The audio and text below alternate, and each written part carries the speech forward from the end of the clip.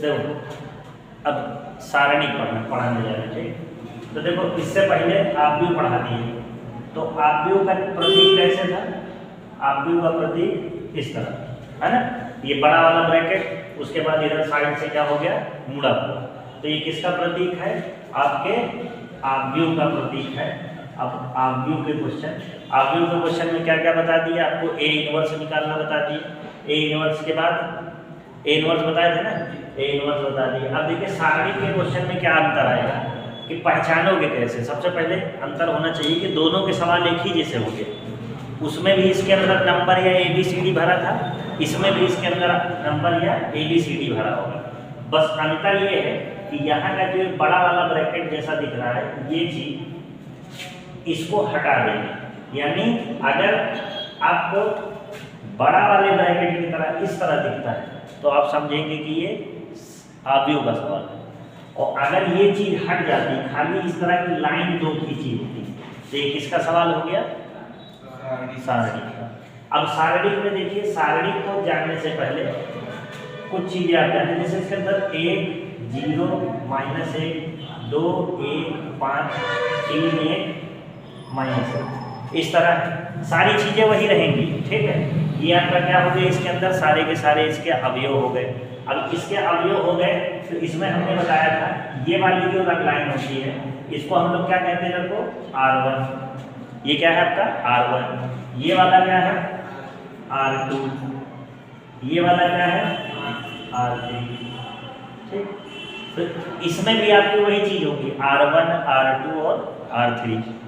अगर इस तरह देखें तो ये क्या हो गया आपका कॉलम 1, यानी पहला वाला कॉलम हो गया। इसके आगे आप जाएंगे तो दूसरा कॉलम, इसके आगे जाएंगे तो तीसरा कॉलम, अगर और होता तो चौथा कॉलम हो जाता, ठीक है। इसकी भी माप देखा जाए तो क्या होगा? पहले रो बताते हैं 3 × 3, यानी 3 × 3 का क्या है? ये सारणिक है आपका, सब कुछ सेम चीज है। अब देखिए एक चीज इसमें आपको सारणिक के अगर सवाल लगाने हैं तो पहली बात तो पेपर में जो आएगा इससे एक क्वेश्चन आता है, 1 या 2 क्वेश्चन आएंगे और सिद्ध करने के लिए सवाल आएगा और बड़ा सवाल आएगा, समझो। 5 नंबर में दे दिया या 8 नंबर में दे दिया कि हाँ इसको सिद्ध कीजिए, ठीक है। तो उसको सिद्ध करने वाला समझने से पहले हमको क्या करने होंगे? जो आपका सारणिक है वो आव्यूह से थोड़ा सा अलग है। थोड़ा सा अलग किस तरह है?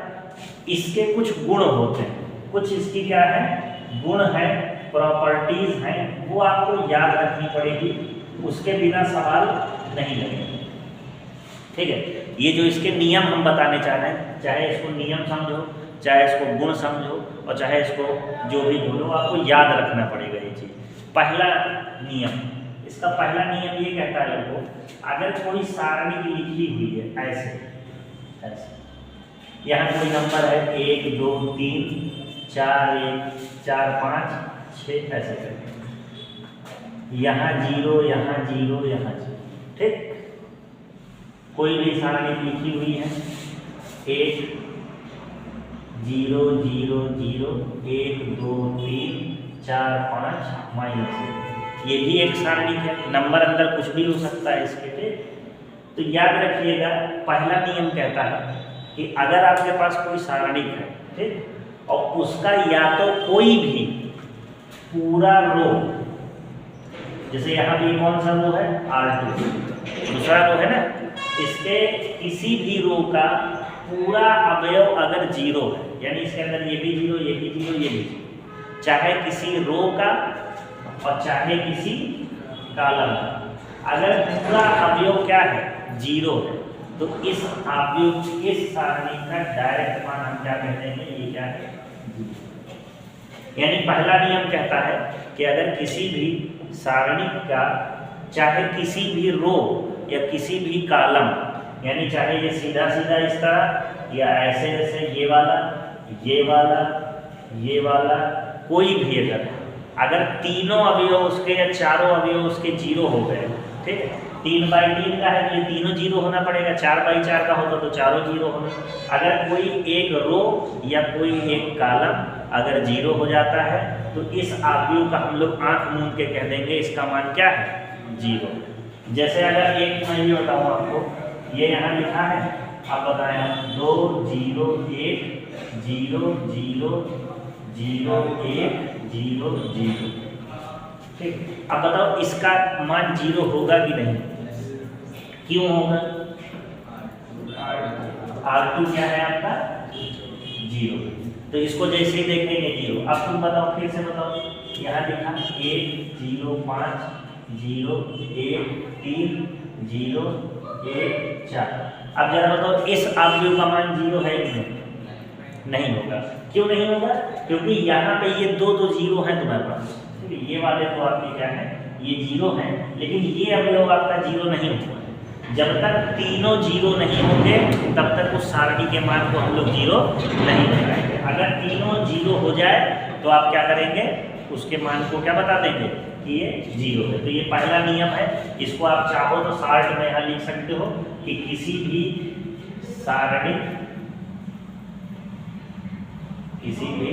सारणी का कोई भी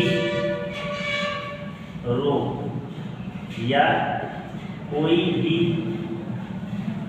कॉलम, है ना, पूरा क्या हो, शून्य हो, तब सारणी का मान क्या होगा? का मान शून्य होगा। ऐसे अगर डायरेक्ट याद रख सकते हो एग्जाम्पल बना के तो केवल एग्जाम्पल लिखो। अगर नहीं याद रख सकते हो तो ये ऐसे करके नोट कर लो, 1 2 एग्जाम्पल लगा लो तो पता चल जाएगा। यानी अगर हम लोग सारणी के किसी सवाल में किसी भी रो या किसी भी कॉलम को पूरे को 0 देखेंगे तो आगे उसमें हमें हल करना ही नहीं है, पूरा का पूरा हमको क्या बता देना है, पूरा का पूरा हमको 0 बता देना है कि हाँ सर इसका मान क्या हो गया 0। तो पहला नियम समझ में आया है, तो इसको नोट कर लो। फिर दूसरा नियम बताएं। अगर सारे नियम आप समझ गए, ठीक है, अगर सारे नियम आप समझ गए तो सारणी एकदम आसान है, इस सवाल में कोई दिक्कत नहीं। और इससे एक ही क्वेश्चन बनता है, पूरा आंसर आप चेक कर लोगे तो एक ही क्वेश्चन बनेगा, और ज़्यादा क्वेश्चन है लेकिन वो भी क्वेश्चन 1 नंबर 2 नंबर का नहीं बनेगा, वो 5 नंबर 6 नंबर या 8 नंबर का बनेगा। ठीक है, तो अब देखो दूसरा गुण।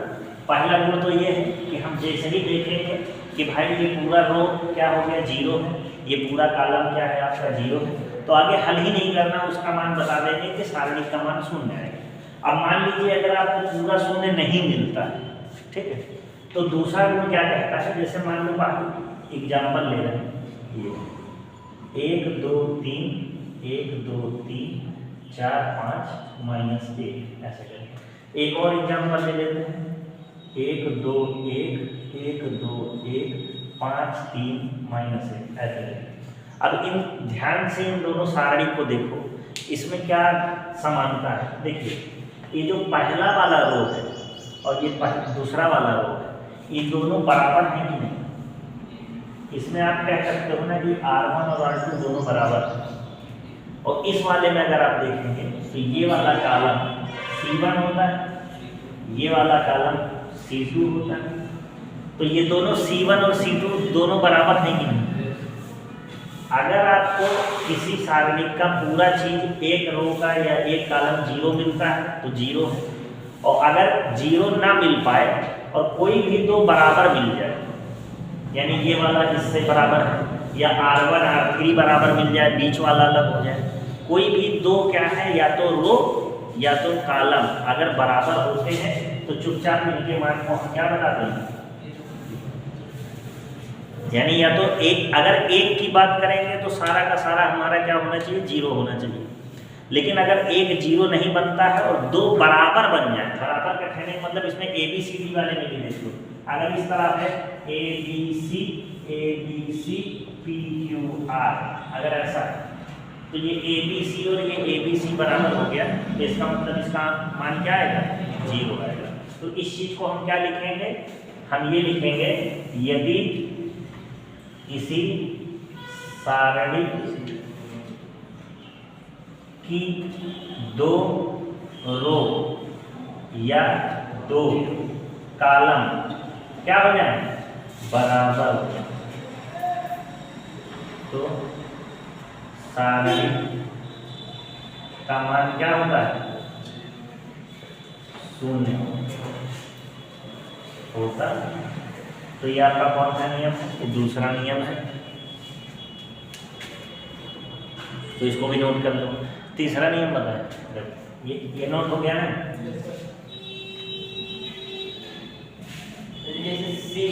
सी और आर बराबर, सी और कॉलम और रो का नहीं मतलब है, या तो दो कॉलम आनी चाहिए या तो दो रो। ऐसा नहीं हो सकता कि एक कॉलम और एक रो बराबर हो जाए तो उसका मान 0 नहीं होगा।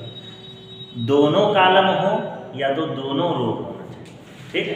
इसीलिए यहाँ लिखे हैं या तो दो रो या तो दो कॉलम, दोनों अगर बराबर होते हैं, एक रो और एक कॉलम के बराबर होने से बड़ा 0 नहीं आएगा। तीसरा वाला देखिए क्या कहता है। तीसरा जैसे कोई सारणी मानिए 1 2 0 1 5 -4 1 3 और यहाँ क्या हो गया 2। ये सब नंबर अपने आप चले रहे हैं उदाहरण के लिए, सवाल में ऐसा कुछ नहीं होगा।